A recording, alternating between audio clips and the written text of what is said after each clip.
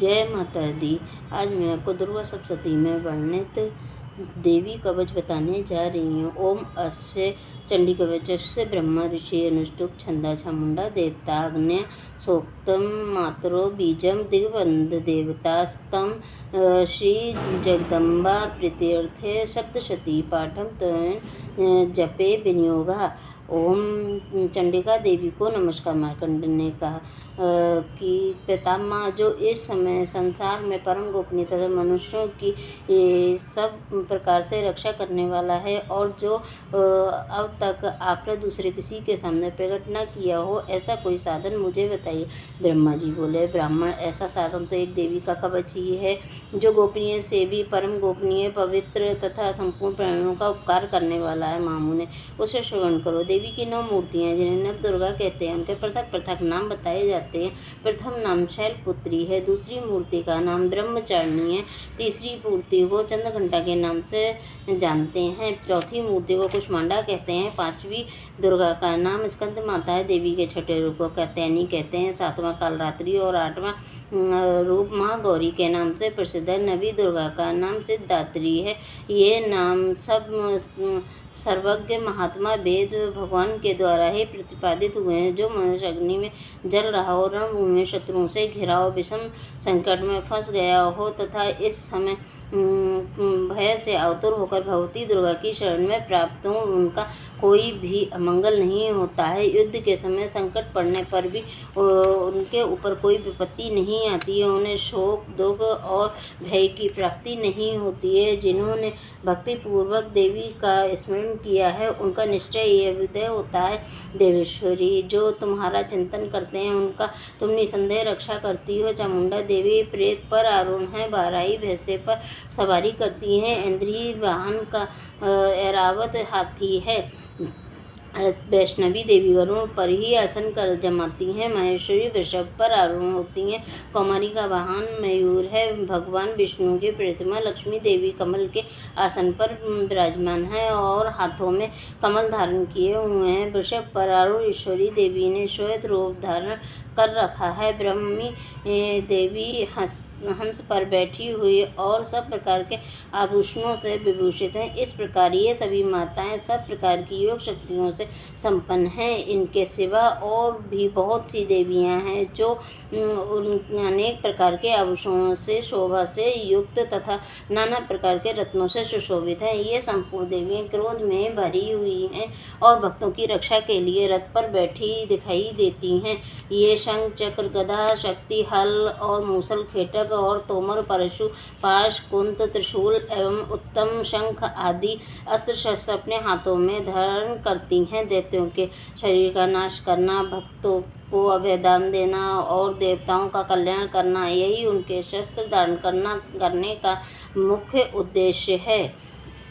महान रौद्र, अत्यंत घोर पराक्रम, महान बल और महान उत्साही वाली देवी, तुम भय का नाश करने वाली हो, तुम्हें नमस्कार है। तुम्हारी ओर देखना भी कठिन है। शत्रुओं का भय बढ़ाने वाली जगदम्बिके, मेरी रक्षा करो। पूर्व दिशा में ऐन्द्री, मेरी रक्षा करो।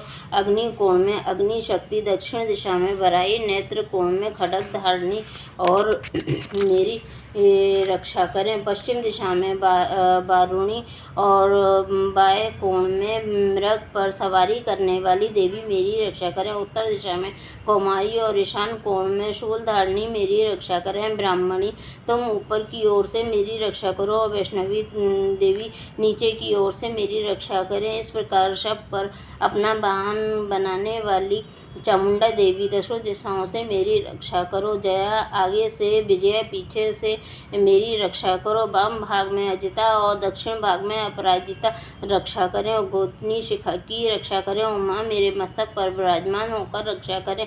ललाट में मालाधारी रक्षा करें और यशस्विनी देवी मेरी भवों की रक्षा करें। भवों के मध्य भाग में त्रिनेत्रा नथनुकी एवं घंटा देवी रक्षा करें। दोनों नेत्रों के मध्य भाग में शंखनी, कानों में द्वारवासिनी रक्षा करें। कालिका देवी कपोलों की तथा भगवती शंकरी कानों के मूल भाग की रक्षा करें। नासिका में सुगंधा और ऊपर के होठ में चर्चिका देवी रक्षा करें। नीचे के होठ में अमृत कला तथा जिह्वा में सरस्वती देवी रक्षा करें। कौमारी दांतों की और चंडिका कंठ प्रदेश की रक्षा करें। चित्र घंटा गले की घाट की और महामाया तालु में रहकर रक्षा करें। कामाक्षी ठोड़ी की और सब मंगला मेरी वाणी की। भद्रकाली ग्रीवा और धनुधरी पृष्ठ वंश में रहकर मेरुदंड में रहकर रक्षा करें। कंठ के बाहरी भाग में नीलग्रीवा और कंठ की नली में नलकुबरी रक्षा करें। दोनों कंधों में खड्गनी और मेरे दोनों भुजाओं में वज्रधारणी रक्षा करें। दोनों हाथों में दंडनी और अंगुलियों में अंबिका रक्षा करें। सुलेश्वरी नखों की रक्षा करें। कुलेश्वरी कुक्षी पेट में रहकर रक्षा करें। महादेवी दोनों स्तनों की और शोक विनाशिनी देवी मन की रक्षा करें। ललिता देवी हृदय और शूल धारणी उदर में रहकर रक्षा करें। नाभि में कामनी और गुहा भाग की गुहेश्वरी रक्षा करें। पूतना और कामिका लिंग की और महिष वाहिनी गुदा की रक्षा करें। भगवती कटी भाग में और विंध्यवासिनी घुटनों की रक्षा करें। संपूर्ण कामनाओं को देने वाली महाबला देवी दोनों पिंडलियों की रक्षा करें। नरसिंगिनी दोनों घुटियों की और तेजस्वी देवी दोनों चरणों के पृष्ठ भाग की रक्षा करें। दोनों श्री देवी पैरों की उंगलियों में और तालवासिनी पैरों के तलुओं में रहकर रक्षा करें।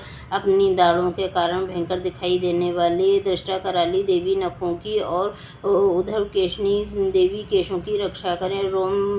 रोमावलियों के छिद्रों में कौबेरी और त्वचा की बागेश्वरी रक्षा करें। पार्वती देवी रक्त मज्जा वसा मांस हड्डी और मेद की रक्षा करें। आंतों की कालरात्रि पित्त की मुकुटेश्वरी रक्षा करें। मूलाधार और कमल केशों में पद्मावती देवी रक्षा करें। कफ में चूड़ामणि देवी स्थित होकर रक्षा करें। नख के तेज की ज्वाला देवी रक्षा करें। ज्वालामुखी रक्षा करें। जिसका किसी भी अस्त्र से भेदन नहीं हो सकता है वह अभेदा देवी शरीर के समस्त संधियों में रहकर रक्षा करें। ब्राह्मणी आप मेरे वीर की रक्षा करें। छतेश्वरी छाया की तथा धर्मधारिणी देवी मेरे अहंकार मन और बुद्धि की रक्षा करें। हाथ में वज्र धारण करने वाली वज्रहस्ता देवी मेरे प्राण अपान व्यान उदान और समान वायु की रक्षा करें। कल्याण से शोभित होने वाली भगवती कल्याण शोभना मेरे प्राणों की रक्षा करें।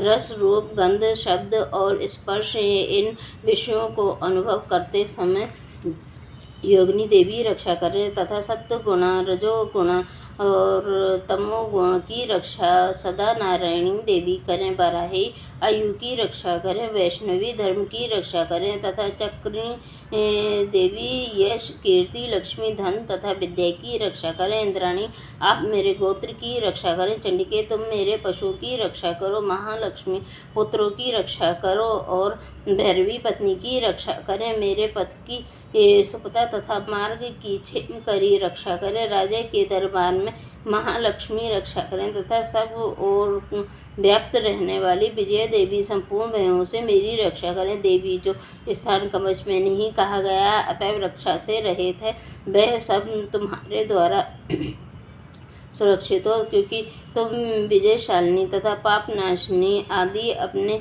शरीर को भला चाहें तो मनुष्य बिना कवच के कहीं एक पग भी न जाए। कवच का पाठ करके ही यात्रा करे। कवच के द्वारा सब ओर से सुरक्षित मनुष्य जहाँ जहाँ भी जाता है वहाँ उसे धन लाभ होता है तथा संपूर्ण कामनाओं की सिद्धि करने वाला विजय की प्राप्ति होती है। वह जिस अविष्ट वस्तु का चिंतन करता है उसको निश्चय ही प्राप्त कर लेता है।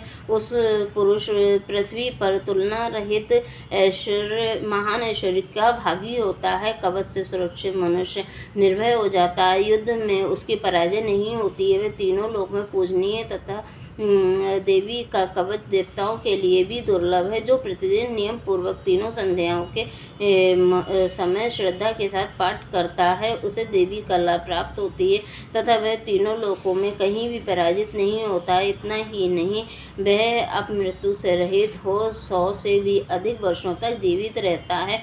मकर चेचक और कोढ़ आदि की संपूर्ण व्याधियां नष्ट हो जाती हैं। कनेर भाग अफीम धतूरे का स्थावर विष सांप और बिच्छू काटने से चढ़ने वाला विष जखम विष तथा आइफेन और तेल के संयोग से बनने वाला कृत्रिम विष से भी सभी प्रकार से विष दूर हो जाते हैं, उनका कोई असर नहीं होता है। इस पृथ्वी पर मारण, मोहन आदि जितने अभिचारक प्रयोग होते हैं तथा इस प्रकार के जितने भी मंत्र यंत्र होते हैं, वे सब कवच को हृदय में धारण कर लेने पर मनुष्य को देखते ही नष्ट हो जाते हैं। यही नहीं, पृथ्वी पर विचरने वाले ग्राम देवता, आकाशचारी देव, विशेष जल के संबंध से प्रकट होने वाला गण, उपदेश मात्र से सिद्ध होने वाले निम्न कोटि के देवता, जिस अपने जन्म के साथ प्रकट होने वाला देवता, कुल देवता